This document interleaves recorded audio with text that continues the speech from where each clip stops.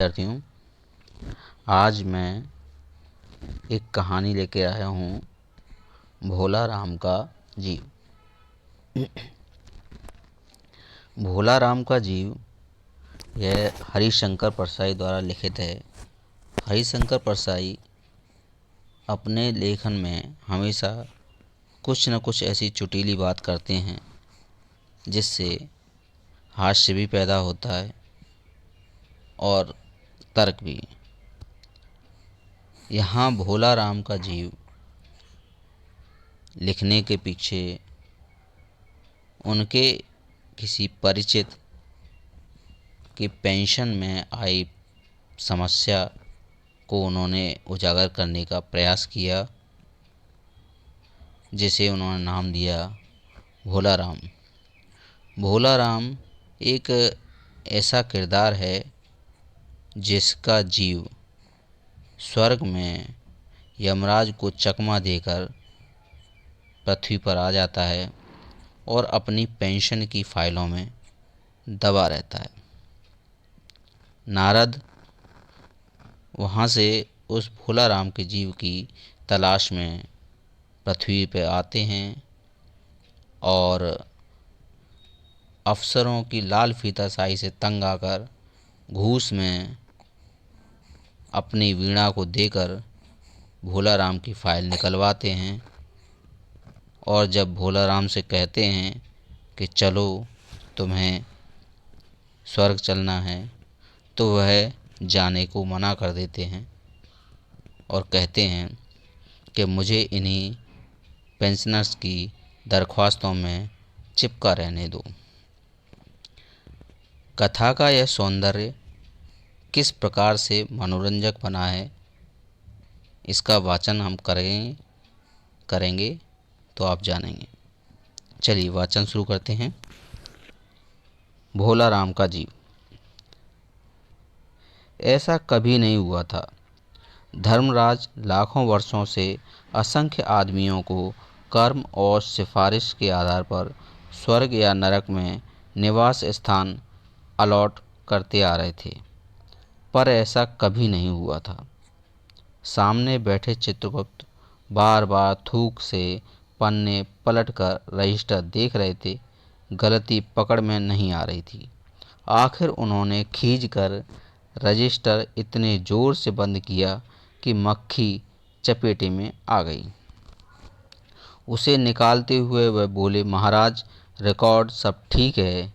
भोला राम के जीव ने 5 दिन पहले देह त्यागी और यमदूत के साथ इस लोक के लिए रवाना भी हुआ, पर यहाँ अभी तक नहीं पहुँचा। धर्मराज ने पूछा, और वह दूत कहाँ है? महाराज, वह भी लापता है। इसी समय द्वार खुले और एक यमदूत बहुत बदहवास सा वहाँ आया। उसका मौलिक कुरूप चेहरा परिश्रम, परेशानी और श्रम के कारण और भी अधिक विकृत हो गया था। उसे देखते ही चित्रगुप्त चिल्ला उठे, अरे तू यहाँ कहाँ आ रहा है? तू कहाँ रहा इतने दिन? भोला राम का जीव कहाँ है? यमदूत हाथ जोड़कर बोला, दया निधान, मैं कैसे बताऊं कि क्या हो गया। आज तक मैंने धोखा नहीं खाया था, पर इस बार भोला राम का जीव मुझे चकमा दे गया। 5 दिन पहले जब जीव ने भोला राम की देह त्यागी, तब मैंने उसे पकड़ा और इस लोक की यात्रा आरंभ की। नगर के बाहर ज्यों ही मैं उसे लेकर एक तीव्र वायु तरंग पर सवार हुआ, त्यों ही मेरे चंगुल से छूटकर वह न जाने कहाँ चला गया। इन 5 दिनों में मैंने सारा ब्रह्मांड छान डाला, पर उसका कहीं पता न चला।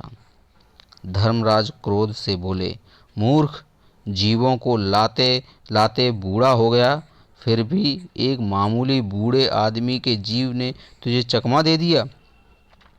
दूत ने सिर झुकाकर कहा, महाराज, मेरी सावधानी में बिल्कुल कसर नहीं थी। मेरे इन अभ्यस्त हाथों से अच्छे अच्छे वकील भी नहीं छूट सके, पर इस बार तो कोई इंद्रजाल हो गया। चित्रगुप्त ने कहा, महाराज, आजकल पृथ्वी पर इस प्रकार का व्यापार बहुत बना है।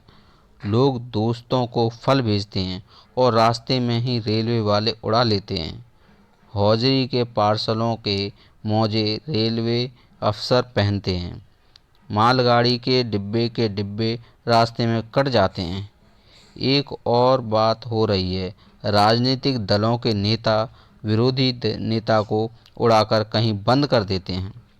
कहीं भोलाराम की जीव को भी तो किसी विरोधी ने मरने के बाद भी खराबी करने के लिए नहीं उड़ा लिया। धर्मराज ने व्यंग से चित्रगुप्त की ओर देखते हुए कहा, तुम्हारी भी रिटायर होने की उम्र आ गई है। भोलाराम जैसे नगण्य दीन आदमी से किसी को क्या लेना देना। इसी समय कहीं से घूमते घूमते नारद मुनि वहां आ पहुँचे। धर्मराज को गुमसुम देख बैठे बोले, क्यों धर्मराज, कैसे चिंतित बैठे हैं? क्या नरक में निवास स्थान की समस्या अभी हल नहीं हुई है? धर्मराज ने कहा, वह समस्या तो कभी की हल हो गई मुनिवर। नरक में पिछले सालों में बड़े गुणी कारीगर आ गए हैं। इतने कई इमारतों के ठेकेदार जिन्होंने पूरे पैसे लेकर रद्दी इमारतें बनाई, बड़े बड़े इंजीनियर आ गए हैं जिन्होंने ठेकेदार से मिलकर भारत की पंचवर्षीय योजना का पैसा खाया। ओवरसीयर हैं जिन्होंने उन मजदूरों की हाजिरी भरकर पैसा हड़पा जो कभी काम पर नहीं गए ही नहीं। इन्होंने बहुत जल्दी नरक में कई इमारतें तान दी हैं। यह समस्या तो हल हो गई। भोलाराम नाम के एक आदमी की 5 दिन पहले ही मृत्यु हो गई है। उसके जीव को यह दूत यहाँ नहीं ला रहा था कि जीव इसे रास्ते में चकमा देकर भाग गया। इसने सारा ब्रह्मांड छान डाला पर वह कहीं नहीं मिला। मगर अगर ऐसा होने लगा तो पाप पुण्य का भेद ही मिट जाएगा। नारद ने पूछा, उस पर इनकम टैक्स तो बकाया नहीं था? हो सकता है उन लोगों ने रोक लिया हो। चित्रगुप्त ने कहा, इनकम होती तो टैक्स होता, भुखमरा था। नारद बोले, मामला बड़ा दिलचस्प है। अच्छा, मुझे उसका नाम पता तो बताओ, मैं पृथ्वी पर जाता हूँ। चित्रगुप्त ने रजिस्टर देखकर बताया, भोलाराम नाम का था। उसका जबलपुर शहर के धमापुर मोहल्ले में नाले के किनारे एक 1.5 कमरे के टूटे फूटे मकान में वह परिवार सहित रहता था। उसके एक स्त्री थी, 2 लड़के और 1 लड़की। उम्र लगभग 65 साल। सरकारी नौकर था। 5 साल पहले रिटायर हो गया था।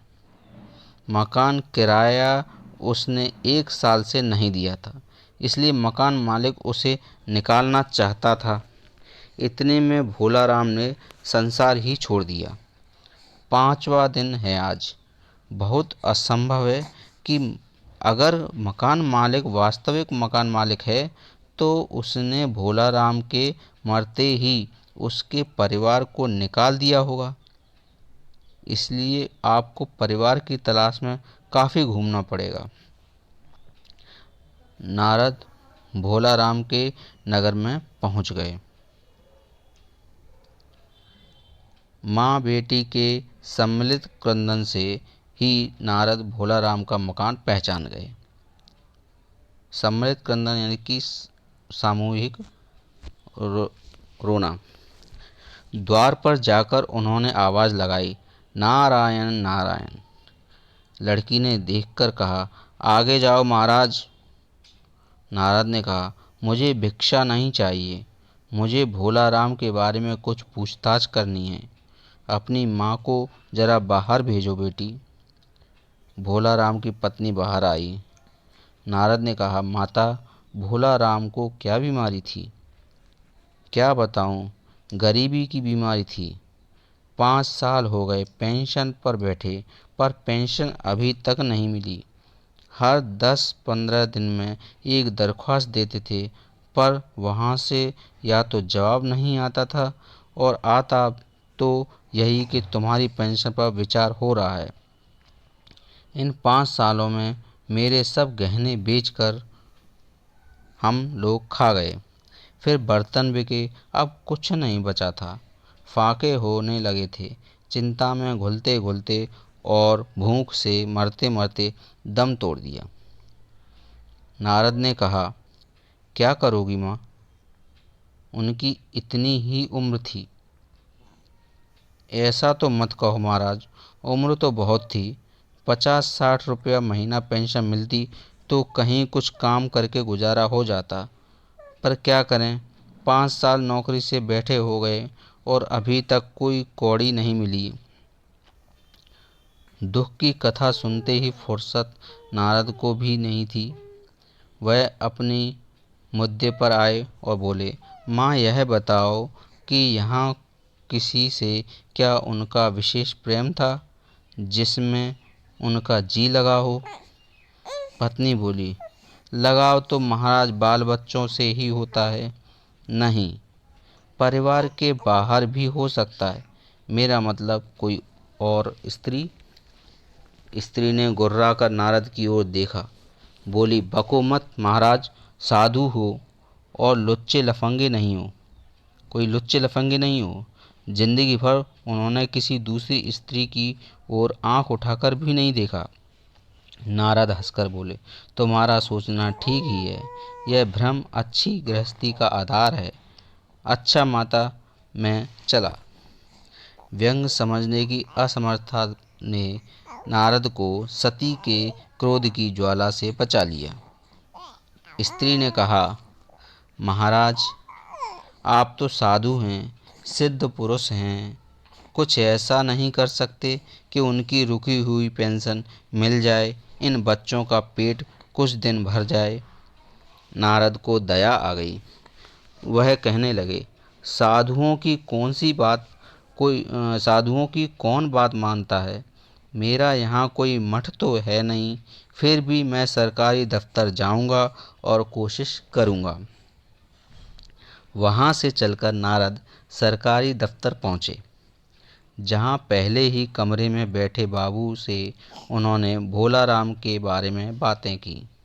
उस बाबू ने उन्हें ध्यानपूर्वक देखा और बोला, भोला राम ने दरख्वास्तें तो भेजी थी, पर उन पर वजन ही नहीं रखा था, इसलिए कहीं उड़ गई होगी। नारद ने कहा, भाई यहाँ तो बहुत से पेपर वेट रखे हैं, इन्हें क्यों नहीं रख दिया? बाबू हंसा, आप साधु हैं, आपको दुनियादारी समझ में नहीं आती। दरख्वास्तें पेपर वेट से नहीं दबती। खैर, आप उस कमरे में बैठे बाबू से मिलिए। नारद उस बाबू के पास गए। उसने तीसरे के पास भेजा, तीसरे ने चौथे के पास भेजा, चौथे ने पांचवे के पास।